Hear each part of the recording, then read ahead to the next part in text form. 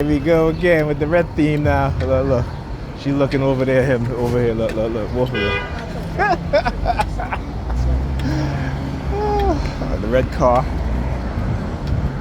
All right, so they'll show up in threes, right? I gotta talk about it. They'll show up in threes. So you see how they do it? They'll show up in threes. 3 white vehicles, 3 red vehicles, 3 black vehicles, right? And then they'll,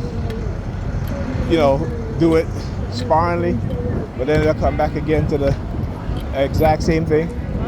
The homeless theme again, right there. Of course she stand up there waiting for me. That's how they do it, the homeless theme, right? Persuasion programming. Go look it up, look at the definition of it. You guys will see exactly what I'm talking about. There are 7 criterias, right? And then go look up thought reform, Robert J. Lipton thought reform, the 8 criteria of thought reform, right? So it's not a surprise that they can manipulate civilians to engage in this sort of behavior, right?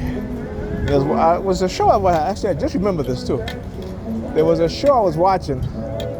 Again, number 32. 672323. Right? See that number repeat itself again. 2327. Okay.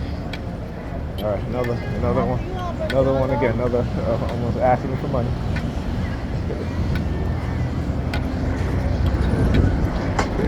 I love it. I love it. I love it. Right? Again, as a TI, I'm trying to prove what that we're saying, and they just letting it happen. They're like, okay, we're gonna give them all the opportunity to prove it. Of course they have an agenda. For the red vehicle again. All right. So what's their agenda? Right? What's their agenda? I always say they'll do things in order to do what? To escape accountability and to benefit themselves and enrich themselves, right? Right? To start to, that's why the MTA looking at these firms, the behavioral firms, right? That's what they call it. Behavioral firms, right? So again, profiting off of what? The psychological conditioning of those within the public, right, sphere. Like I said, everything is a capitalistic society. Everything is based off of what? Control and money. The church is what? Control and money, right? Police departments, federal department across America, control and money, right? The very basis of this system, capitalist system, white supremacist system, is what? Control and money. And you start to look at things in the proper perspective, you begin to see the truth. When you look at things in the wrong perspective, then you start to believe. You will believe. They will condition you to be believers instead of people who know. Because when you know, you make decisions that's going to benefit, are going to have your best interests, are going to benefit you positively. When you believe, you're going to make decisions that you think, that you believe, not think, that you believe is going to benefit you, but it's not.